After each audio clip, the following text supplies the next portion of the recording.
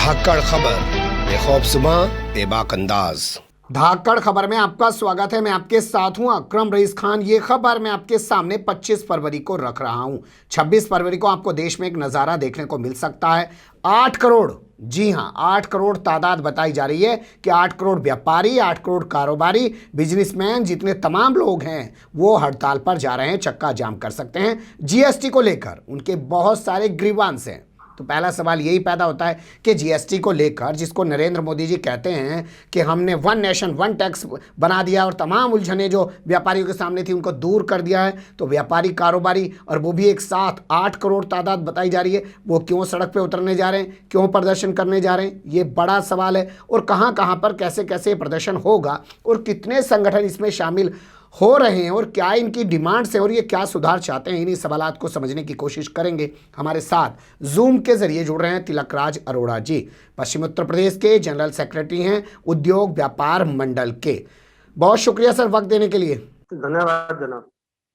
मेरा पहला सवाल आपसे ये है कि आप लोग क्या करने जा रहे हैं कल?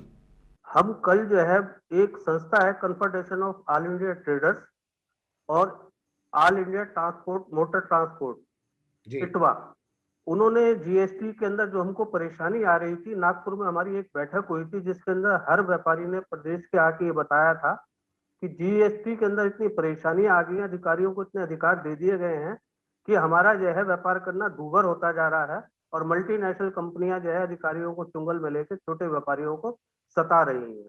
उस निर्णय के अनुसार भारत बंद का 8 फरवरी को आह्वान किया गया था और कल 26 फरवरी है।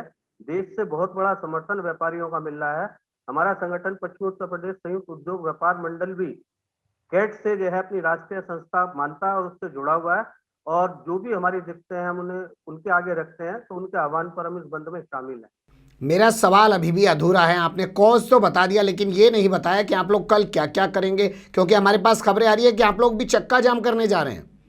चक्का जाम जो है वो ऑल इंडिया मोटर ट्रांसपोर्ट करेगी और हम लोग जो है व्यापार को बंद करेंगे, अपने व्यापार बंद रखेंगे। और कल जीएसटी पोर्टल पर हमारा कोई भी व्यापारी जो कि 40 लाख रुपए से ऊपर की टर्नओवर करता है वह लॉगिंग नहीं करेगा। 40 लाख तक की जो है जीएसटी के अंदर छोटे व्यापारियों को छूट है, वह अपना व्यापार खोलेंगे।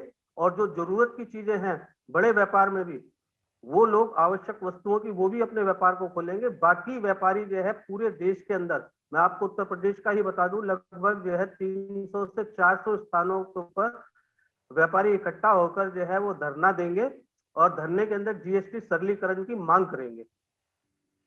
आप लोग धरना प्रदर्शन करने पर उतर आए हैं, जबकि सत्ता में जो इस वक्त पार्टी बैठी है वो व्यापारियों की करीबी बताई जाती है। उस पर आरोप लगता है कि सीधे वो कारपोरेट को फायदा पहुंचाने के लिए किसानों के लिए किसानों के खिलाफ कानून बनाने पर अड़ी हुई है, उनको खत्म नहीं कर रही है। अब व्यापारी यानी कि आप लोग भी उसके खिलाफ सड़कों पर उतर रहे हैं। माजरा कुछ समझ में नहीं आया, कुछ थोड़ा बताइए क्या कहानी है।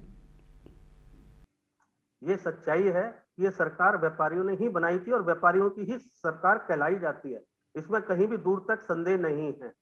लेकिन जब सत्ता के अंदर आने के बाद जो है सत्ता के कील उन्हें सताते हैं या अधिकारी उनको जो है प्रोत्साहित करते हैं शोषण के लिए, तो इसलिए व्यापारी रो रहा है अपनी माँ के आगे, अपनी सरकार के आगे, कि जो इसके अंदर कठिनाइयां आई हैं आपने निरंकुश होकर अधिकार अधिकारियों को दिए हैं, उनको जो है वो लंबित किया जाए। और सीधा सरल, जो आधी रात को, जैसे अंग्रेज जो है आधी रात को फांसियां दे देते थे हमारे क्रांतिकारियों को, आपने ये कानून लागू करा। स्वर्गीय अरुण जेटली जी ने हमको स्टेक होल्डर को बुला के 10-15 बार ये वादा करा था कि जीएसटी सिंपल डूइंग टैक्स होगा। माननीय प्रधानमंत्री जी चाहते हैं, आप व्यापारी हैं, ये व्यापारी की सरकार मान के चलिए और आप हमें समर्थन दीजिए, इसे लागू करिए। लेकिन अब वास्तव में जो है वो सामने नजर आ रहा है कि इन्होंने वो अंग्रेजों वाला ही काम करा है कि आधी रात को जो कानून लागू करा था और वो निरंकुश अधिकारियों के कहने से या अपनी सहमति से ऐसे कानून बना दिए हैं जिससे व्यापारी एक क्षण भी जो है वो आराम से अपने यहाँ नहीं बैठ सकते, बैठ के व्यापार कर सकता। रही किसानों की बात, वो राजनीतिक मोटिव उसके अंदर जोड़ दिया गया है, लेकिन किसानों की मांग का भी हम समर्थन करते हैं। उनकी मांग जायज है, क्योंकि अगर हमारे व्यापारी को आड़त नहीं करने दी जाएगी, आड़त के बाहर जो है प्राइवेट सेक्टर खोल दिया जाएगा, तो वो व्यापारी का सौदा महंगा पड़ेगा और किसान लुटने के लिए मजबूर होगा। चलिए, किसानों की बात भी आपने की, लेकिन वहां पे आपने लेकिन लगा दिया। अब यहाँ एक बड़ा सवाल ये पैदा हो जाता है सर कि जिस जीएसटी का इतना बड़ा ढिंडोरा पीटा गया, तो क्या व्यापारी को उस जीएसटी को समझने में, क्योंकि 30 जून 2017 की रात लागू किया गया था, 5 साल लग गए आपको समझने में कि उसमें खामियां हैं? इसके अंदर जो संशोधन हुए हैं, वो संशोधन जो है इन्होंने 20 दिसंबर 2020 को जारी किए हैं, जो कि 1 फरवरी 2021 से लागू हुए हैं। ठीक हमें है। समझने में देर नहीं लगी। इससे पूर्व जो है कहीं भी कोई कठिनाई नहीं आती थी, सिर्फ जीएसटी पोर्टल के अंदर दिक्कतें आती थी। जी। अधिकारियों की थोड़ी मनमर्जी चलती थी, लेकिन वो समझते थे। लेकिन जब उन्हें विधिवत अधिकार कानून स्वरूप प्रदान कर दिए गए हैं, तो उसके अंदर हमारा विरोध है कि इसके अंदर जो है व्यापारी जो है लुटने पिटने के लिए मजबूर हो चुका है। तो जी। इन संशोधनों को वापस लिया जाए। बताया जा रहा है बताया जा रहा है कि अब जो आपकी पैरवी करेगा उस वकील की प्रॉपर्टी को भी जब्त कर लिया जाएगा जीएसटी के मामले में। क्या ऐसा कुछ है? और कुछ चार्टेड अकाउंटेंट भी जेल भेजे गए हैं। आपके जो विरोध प्रदर्शन है, आपका जो ऐतराज है, आपकी जो मांग है, उसमें ये तमाम चीजें भी शामिल हैं क्या? ये निश्चित है कि जो 94/2020 जो है नोटिफिकेशन जारी हुआ है, उसके अनुसार जो है जो व्यापारी की पैरवी करेगा, जो उसका रजिस्ट्रेशन कराएगा वकील या चार्टर्ड अकाउंटेंट, अगर व्यापारी संदिग्ध भूमिका में पाया जाता है, उसके ऊपर अधिकारी टैक्स इंपोज करते हैं, तो व्यापारी के साथ साथ सीए या एडवोकेट की भी संपत्ति अटैच की जाएगी। ये सर्कुलर के अंदर स्पष्ट लिखा हुआ है। वर्तमान में देश में जो है फर्जीफिकेशन के कारण सीजीएसटी विभाग ने बड़े अच्छे इंटेलिजेंट तरीके से 7 सीओ को गिरफ्तार कराया, जिसमें से एक की जमानत हुई है। हम उसका समर्थन करते हैं। टैक्स चोरों के साथ हम बिल्कुल नहीं है। इजी डूइंग जो बिजनेस के लिए जीएसटी कहा गया था, उस जीएसटी को लागू करें। हम सरकार के साथ हैं। अगर नहीं होगा तो हम सड़कों पे 26 को आए हैं। 26 बार भी आना पड़ा, 26 महीने भी आना पड़ा, तो हम अपने आंदोलन को जारी रखेंगे। यानी कि किसानों ही नहीं, व्यापारियों में भी गुस्सा बढ़ता जा रहा है। और आप सुन रहे होंगे, अरोड़ा जी कह रहे हैं कि 26 तारीख तो सिर्फ एक नमूना होगा। अगर 26 महीनों के लिए भी सड़कों पे आना पड़ेगा तो वो भी सड़कों पे आने को तैयार हैं। यहाँ एक सवाल मैं आपसे समझना चाहता हूँ।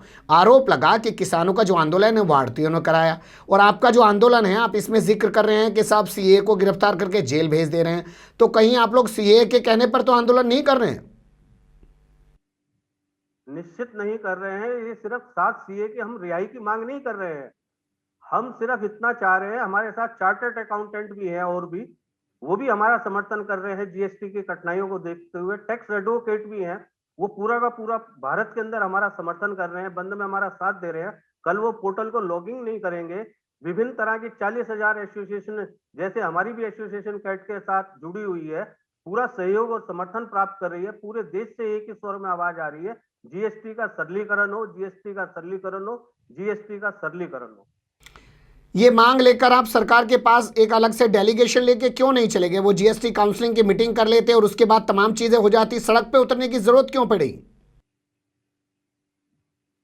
16 फरवरी को माननीय प्रधानमंत्री के नाम संपूर्ण देश के विभिन्न हिस्सों से जिलाधिकारी, सीजीएसटी कमिश्नर और एसडीएम के मार्फत से जो है प्रधानमंत्री को ज्ञापन भेजा गया था, जिसके अंदर हमारी मांग का चार्टर था। पूरा जो कानून आए हैं उन कानूनों की व्याख्या करके उनको उपलब्ध कराई गई थी। तो उसके बाद 18 तारीख को वित्त सचिव श्री अजित कुमार जी ने जो है हमारे एक डेलीगेशन को 3 आदमियों के साथ बुलाया था और हमारी समस्याओं का संज्ञान लिया था।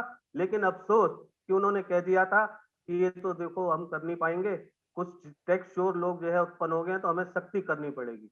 हमारा ये कहना है कि कुछ लोगों के लिए पूरे मतलब कि देश के मतलब व्यापारियों को क्यों पीसा जा रहा है, इसका उनके पास कोई जवाब नहीं था। अब कोई भी अगर बुलाएगा, हमारे दरवाजे पहले भी खुले थे, आज भी खुले, हम स्वयं भी जाने के लिए तैयार है, लेकिन सरकार सुनने के लिए तैयार नहीं है। क्योंकि वर्तमान में स्वर्गीय अरुण जेटली नहीं है, जिन्होंने बड़े लंबे चौड़े वादे करके व्यापारियों को भाजपा के पक्ष में करके इस कानून को लागू कराया था। वर्तमान में जो भी मंत्री हैं, माननीय निर्मला सीतारमण जी, वो व्यापारियों की एक बात भी नहीं सुनना चाहती। निर्मला सीतारमण जी हैं मंत्री, वो बात नहीं सुनना चाहती हैं। अरुण जेटली जिन्होंने वादे किए थे वो अब इसमें रहे नहीं हैं। मैं आपसे एक सवाल बहुत ही आपके अनुभव के हिसाब से समझना चाहता हूं, क्योंकि आखिर आप लोगों को भी सड़क पे ही आना पड़ा है। क्या लोगों ने जो है सड़क पे आना बंद कर दिया है, अब अपनी प्रदर्शन करना बंद कर दिया और सरकार उनको 2 मिनट में नक्सली, आतंकवादी और देशद्रोही तमाम चीज़ें बता देती हैं? असल सड़क पे आके ही अपने मुद्दे हल कराए जा सकते हैं क्या?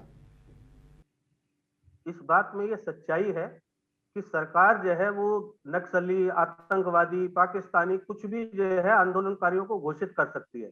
लेकिन वर्तमान में हमारा ये प्रदर्शन पहला है जीएसटी लगने के बाद, जिसमें जो कठिनाइयां आई हैं, हमारा व्यापारी खुलकर इसमें सहयोग करेगा।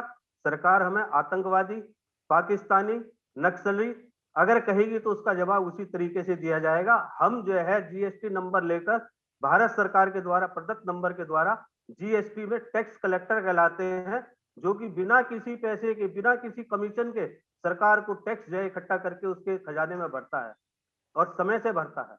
क्या कोरोना के बाद जो लॉकडाउन लागू हुआ उससे आपके व्यापार पे, जीएसटी पे कुछ असर पड़ा? उसका भी गुस्सा आपके विरोध प्रदर्शनों में नजर आ सकता है? निश्चित नहीं आएगा, क्योंकि हम देशभक्त व्यापारी हैं। जिस वक्त कोरोना काल चला था, सरकार ने हाथ खड़े कर दिए थे और भूरी भूरी प्रशंसा की थी कि देश के व्यापार संगठनों ने बड़े मुक्त हृदय से इतनी रसोइयां चलाई थी, जो हमारे भाई इधर से उधर अपने गांवों को प्रस्थान कर रहे थे, अपने प्रदेशों को प्रस्थान कर रहे थे। हमने उन्हें शेल्टर भी उपलब्ध कराया था पूरे देश के व्यापारियों ने, और पूरे अपने खजाने खोल के उनको खाना की व्यवस्था और सोने की व्यवस्था भी कराई थी। इस बात को माननीय प्रधानमंत्री 4 बार अपने भाषणों में जिक्र कर चुके हैं, लेकिन व्यापारी का दर्द उन्हें समझ नहीं आ रहा, इसलिए हमें सड़कों पर आना पड़ा है। चलिए, बहुत बढ़िया, आपने ये बात भी कह दी कि व्यापारियों का वो जो है 4 बार जिक्र कर चुके हैं। जिक्र तो वो आए दिन किसानों का भी करते हैं। ऐसे किसानों के बारे में बता देते हैं जो बिहार में गोभी उगाता है और झारखंड में ले जाके दुगनी कीमत में बेच देता है, लेकिन चुनिंदा चीज़ों का जिक्र करते हैं, उनकी सुनते नहीं हैं। अच्छा, मान लीजिए कि कल के प्रोटेस्ट के बाद अगर आपकी डिमांड पूरी नहीं हुई तो आप क्या करेंगे? अभी आपको मैंने पहले ही बताया कि 26 तारीख को हमारा जो है ये शुरुआत है, और उसके बाद जो केंद्रीय नेतृत्व फैसला करेगा हम उसके साथ हैं, और निश्चित फैसला होगा जब तक कि ये मांग पूरी नहीं होगी। ये बात हम अपने ज्ञापन में भी लिख चुके हैं, और सरकार ने शुरुआत करी थी, लेकिन सरकार ने ये बात अपने हाथ से निकाल दी, तो हमें 26 के बंद में शामिल होना पड़ रहा है। चलिए, बहुत शुक्रिया, आपने वक्त दिया। काफ़ी महत्वपूर्ण हो जाता है 26 फरवरी का ये जो व्यापारियों का जो बंद है। अब आप सोचिए, पहले से ही किसान सड़क पे है, व्यापारी भी सड़क पे आ गया, स्टूडेंट एक तरफ अपना विरोध प्रदर्शन कर ही रहे हैं, मतलब हर तरफ एक आवाज़ उभरने लगी है। अब ये आवाज़ अच्छी है, बुरी है, लोकतंत्र के लिए बेहतर है, गलत है, ये आने वाला वक्त तय करेगा, लेकिन लग ये रहा है कि बेचैनी हर तरफ बढ़ती जा रही है। बहुत शुक्रिया अरोड़ा जी, फिर आपसे जुड़ने की कोशिश करेंगे, हो सकता है कल के बाद फिर जुड़ें आपसे। धन्यवाद।